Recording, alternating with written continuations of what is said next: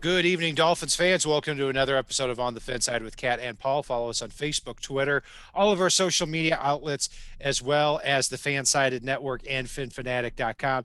Thank you all for joining our draft party there. We had a blast, and man, almost 25,000 views here over a 48-hour period. So we absolutely loved it. We had some great guests joining us there, and there was a big window there, Paul, between Hunter Long at pick 81 and Larnell Coleman from UMass at pick 231. The Dolphins had to wait 150 picks between pick the third round and the seventh round to take Larnell Coleman, the offensive tackle from UMass.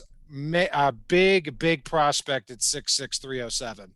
Yeah, it took a long time between Chris Greer's alma mater of BC Brian Flores' alma mater of BC and Chris Greer's alma mater of UMass to select some players there. No, I mean we I know we hopped back on live in the fifth round, all ready to go, ready to see who we were taking, thinking we were going to grab a center there or maybe go running back with some of the guys available, and then we traded into next year's fourth round pick with it, which looking back, some of the things that I know we were bummed about were a little bit knee jerk. And for me anyway, this did end up being a really good draft overall for the long term. And Larnell Coleman it is a solid pick for this team that maybe could spell the end of Jesse Davis. Yeah, maybe. Yeah, I'm with you on that. I mean, I think now I've had some time to rest on that. Some of the picks I may not have liked as much at the time. I do a little bit more now. So we'll talk about that actually this weekend on Saturday morning, where we take a deeper dive into what we liked, what we maybe would have done a little bit differently. So Larnell Coleman picked 231, acquired from the Texans here, the gift that keeps on giving. And when I watched him on tape, I watched 3 games of him. He is funny to watch because he is all arms and legs. I mean, this is a great athlete at 6'6", 307, wholly unrefined in every single way. I mean, he's somebody that UMass plays in a spread offense. It looks like he's blocking downhill and just charging at people and trying to knock them out of the way on every single play. So, but as far as a developmental tackle, Paul, I mean, that's what you want. You want somebody who has this size, who has this length. And, okay, if he busts, you lose a mid-seventh round pick. But if you hit on something, you really have something. Yeah, I mean, Lance Zierlein wrote about it a little bit, and the fact that the really long arms that he has, and I apologize, I don't have the exact number in front of me for his arm. 36 and 1/4. I knew you would bring that up. I know more about arm length this year than I ever wanted to see. Before you continue, of all the tackles drafted, 36 and a fourth he is a full inch longer than Alex Leatherwood, who has the second longest arm length. And yeah, I know I make a big deal out of it, but you have to be able to block people off the edge with that arm length. And I'm not saying Coleman can do that right now, but physically he has the traits to. Yeah, and Lance Zierlein was saying about how watching him play, you could see those long arms slow a lot of the pass rushers. He's definitely got a long way to go. There's a possibility with him that he does end up parked on the practice squad while they get his technique rolling and get it right. But the tools are all there for him to be somebody at this level. And I don't think he replaces Jesse Davis this year, but given the fact that he's a swing tackle that can play a few extra positions, and DJ Fluker's on the roster, this is a guy that could spell the end of Jesse Davis, making potentially Michael Dieter the longest standing member of this Dolphins offensive line. Wow, that's right. That would be incredible. I think that if the Dolphins get what they want on the offensive line, you're going to have the 4 either rookies or second-year players starting. You're going to have Austin Jackson at left tackle, Kinley at left guard, Skura at center, Robert Hunt at right guard, and Eichenberg at right tackle. You can maybe flip Hunt and Eichenberg. And then I think behind them, you're going to have Dieter make the team. And then I don't know if Davis and Fluker make the team if both are backups because they'd be making a lot more money. They'd be on the wrong side of 30.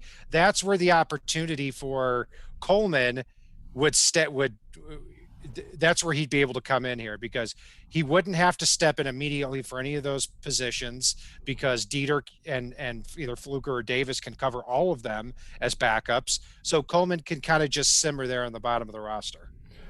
And normally I'd agree with you, and I can't believe I'm saying this. I think it'll be at least a year when it comes to Jesse Davis, and that's for two reasons. For one, Davis was a captain last year with these offensive linemen.